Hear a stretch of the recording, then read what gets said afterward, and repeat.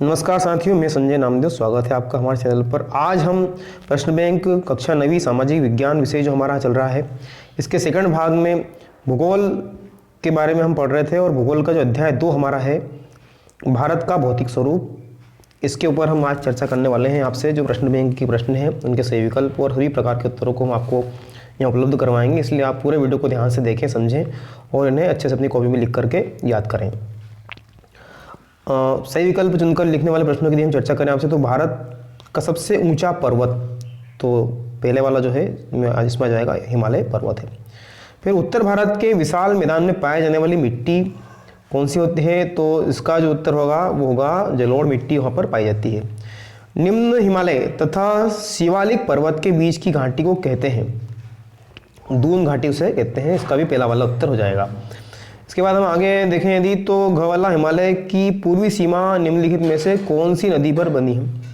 तो यहाँ जो हम देखें ब्रह्मपुत्र नदी, मतलब इसका भी पहला वाला ऑप्शन सही हो जाएगा। अगला जो हमारा ऑप्शन है, दक्षिण भारत की सबसे ऊंची चोटी है, तो इसका भी पहला वाला ही ऑप्शन सही हो जाएगा, अनाई मुड़ी। इस तरह से सभी जो सही विकल्प हैं, सभी सही विकल्प का पहला ऑप्शन ही सही हो जाता है। यदि आप चैनल पर नए हैं तो चैनल को सब्सक्राइब कीजिए, लाइक कीजिए और हमारे चैनल पर आप आकर के कमेंट कीजिए। यदि कोई त्रुटि हो रही है तो उसको जरूर बताइए, हम उसमें सुधार भी करेंगे। आप हमारे अपने हैं और आपकी बात भी हम जरूर सुनेंगे। रिक्त स्थानों की पूर्ति कीजिए कि यदि हम बात करें तो विश्व का सर्वोच्च पर्वत शिखर है, तो यहाँ मैं बताऊंगा आपको कि माउंट एवरेस्ट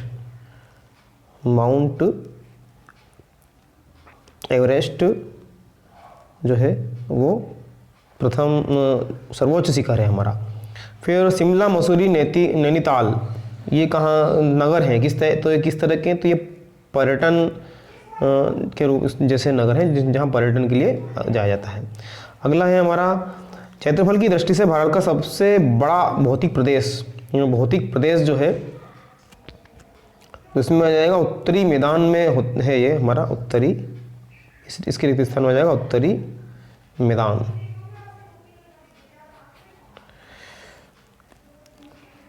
भारत में खारे पानी की सबसे बड़ी झील, तो इसका उत्तर हो जाएगा चिल्का झील जो है वो सबसे खारे पानी की झील है। लक्षद्वीप का निर्माण प्रवाल से हुआ। इस तरह से हमारे रिक्त स्थान की पूर्ति होती है। एक शब्द में उत्तर दीजिए वाले प्रश्नों को हम देखें यदि, तो एक स्थलीय भाग जो 3 और समुद्र से घिरा है और उसे क्या कहते हैं, तो वो कहलाता है प्रायद्वीप। पहले वाले उत्तर में आ जाएगा प्रायद्वीप, यह है ना प्रायद्वीप। फिर दूसरा है, भारतीय मरुस्थल की सबसे लंबी नदी कौन सी है, तो वो है लूनी नदी। अगला है, 5 नदियों के प्रदेश को क्या कहते हैं, उसे कहते हैं पंजाब, ये पंजाब हो जाएगा।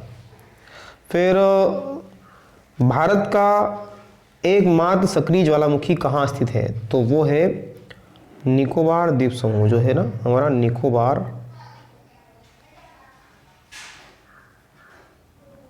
द्वीप समूह।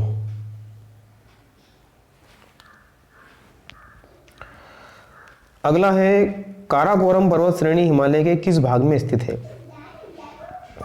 तो वो महान हिमालय में वो स्थित है। इसके बाद में सत्य असत्य की यदि हम चर्चा करें तो सही जोड़ी का मिलान कर सत्य असत्य सॉरी है ना, सत्य में देखें तो हिमालय की सबसे लंबी श्रृंखला शिवालिक कहा जाता है, तो ये भी हमने ऊपर देखा ही है, ये सत्य है हमारा। इसके बाद में 2 आस का अर्थ नदी की प्रारंभिक अवस्था से है, सत्य है। नम एवं दलदली क्षेत्र तराई क्षेत्र कहलाता है, सत्य है।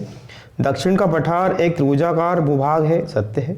और उद्मंडलम जिसे कोडई नाल भी कहते हैं, ये जो है असत्य हो जाएगा। लास्ट वाला हमारा जो है असत्य, बाकी 3 सत्य हैं। सही जोड़ी की बात हम करें थी तो माउंट एवरेस्ट, इसका क वाले का जो है हो जाएगा 8,848 मीटर। कंचनजंगा ख वाला ये हमारा हो जाएगा भारत, इसके बाद में ग है माजोली, तो माजोली का हो जाएगा 5वां नदी द्वीप। बरखान जो घ वाला है इसका हो जाएगा बालू का टीला। और ड है सक्रिय ज्वालामुखी, तो इसका हो जाएगा 3रा बेरेन द्वीप। और दक्षिण का पठार च वाला जो है इसका हो जाएगा 4था उत्तर कचार पहाड़ी। इसके बाद 3 अंकों के प्रश्नों की हम चर्चा करें तो आइए हम देखते हैं 3 अंकों के प्रश्नों की चर्चा भी कर लेते हैं। भारतीय मरुस्थल को समझाइए। तो अरावली पर्वत के पश्चिम किनारे पर थार का मरुस्थल स्थित है। यह बालू के डिब्बों से ढका एक तरंगी मैदान है। इस क्षेत्र में प्रति वर्ष 150 मिलीमीटर से भी कम वर्षा होती है। इस शुष्क जलवायु क्षेत्र वाले क्षेत्र में वनस्पति बहुत कम है। वर्षा ऋतु में ही कुछ सरिताएं दिखती है, उसके बाद के बालू में ही विलीन हो जाती है और पर्याप्त जल नहीं मिलने से वे समुद्र तक नहीं पहुंच पाती है। केवल लूनी ही इस क्षेत्र की सबसे बड़ी नदी है। बरकान अर्धचंद्राकार बालू का टीला का विस्तार बहुत अधिक क्षेत्र पर होता है, लेकिन लंबगोट टीले भारत पाकिस्तान सीमा के समीप प्रमुखता से पाए जाते हैं। जैसलमेर में बरकान समूह पाए जाते हैं। अगला हमारा इसी में आ गया है कि इसका जो कारण क्या है वो ऊपर आप देख चुके हैं, इसी का उत्तर। तीसरा जो है भारतीय द्वीप समूह का विस्तार वर्णन कीजिए। तो सब विस्तार वर्णन की हम चर्चा करेंगे। 3 नंबर के प्रश्न थोड़े बड़े प्रश्न होंगे ही। केरल के मारावाल तट के पास स्थित लक्षद्वीप यह समूह छोटे प्रवाह द्वीपों से बना है। यह 32 वर्ग किलोमीटर के छोटे क्षेत्र से फैला हुआ है और कावारती द्वीप लक्षद्वीप का प्रशासनिक मुख्यालय है। इस द्वीप समूह पर पादप तथा जंतु के बहुत से प्रकार पाए जाते हैं।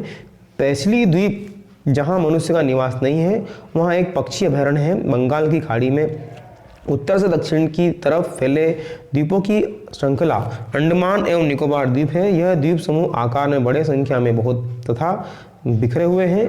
यह द्वीप समूह मुख्य रूप से 2 भागों में, उत्तर में अंडमान तथा दक्षिण में निकोबार द्वीप समूह में विभाजित है।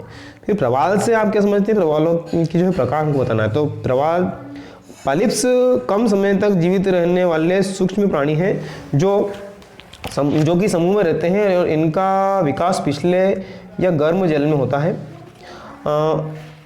इनसे कैल्शियम कार्बोनेट का स्त्राव होता है। प्रवाल स्त्राव या प्रवाल मस्तियाँ टीले के रूप में नीचे पे होता है। ये मुख्यतः 3 प्रकार के होते हैं: प्राल रोधिका, तटीय प्रवाल भित्ति, प्रवाल वलय द्वीप। ऑस्ट्रेलिया का ग्रेट बैरियर रीफ प्रवाल रोधिक का उदाहरण है और प्रवाल वलय द्वीप गोलाकार या हॉर्स शू आकार वाल रोधिका होता है। अगला हमारा प्रश्न है, तटीय मैदान को कितने भागों में बांटा गया है? तो आप इसको अब मैं यहाँ पे स्क्रॉल करके आपको बताऊंगा, क्योंकि हमारा वीडियो भी ज़्यादा बड़ा नहीं होना चाहिए, इसलिए आपको यहाँ पे उत्तर आप इस प्रकार स्क्रीनशॉट लेकर के है ना कर लेंगे। खादर और बागर में अंतर, तो खादर और बागर में जो अंतर यहाँ पे आपको दिया गया है, इस तरह से इसको आप देख करके खादर। उत्तर की पर्वत श्रृंखला को कितने भागों में विभाजित किया गया, वर्णन कीजिए। इस तरह से इसका भी आप स्क्रीनशॉट ले सकते हैं। 2 आब से आप क्या समझते हैं और निर्माण प्रक्रिया को समझाइए। 2 नदियों के बीच का भाग है ना, इसे भी आप देखिए। बागर खादर से समझते हैं, इसके बारे में अपन देख चुके हैं वैसे तो, पर यहाँ पर स्पष्ट दिया गया है एक प्रश्न बार और। अब आगे देखें यदि हम दक्कन के पठार का वर्णन करना है तो दक्कन के पठार के लिए यहाँ पे आपको स्पष्ट भावर प्रदेश से क्या तात्पर्य है, इसकी विशेषताएं लिखिए। अगला प्रश्न आपका, भारत को कितने भौतिक विभागों में बांटा गया है? हिमालय पर्वत, उत्तरी मैदान, प्रायद्वीप पठार, भारतीय मरुस्थल, तटीय मैदान, द्वीप समूह है ना, सभी के बारे में। और इसके बाद में है पूर्व तटीय मैदान और पश्चिम तटीय मैदान में अंतर। तो यहाँ पर आपको दोनों ही प्रकार के प्रश्न यहाँ पे उसके भी उपलब्ध करा दिए गए हैं। इस तरह से एक लास्ट प्रश्न है भावर एवं तराई प्रदेश का वर्णन, तो ये आपको मन से करना होगा। इस तरह से हमारा ये आज का भाग समाप्त होता है। नेक्स्ट भाग आपको बहुत जल्दी शाम तक कल आपको उपलब्ध करा दिया जाएगा।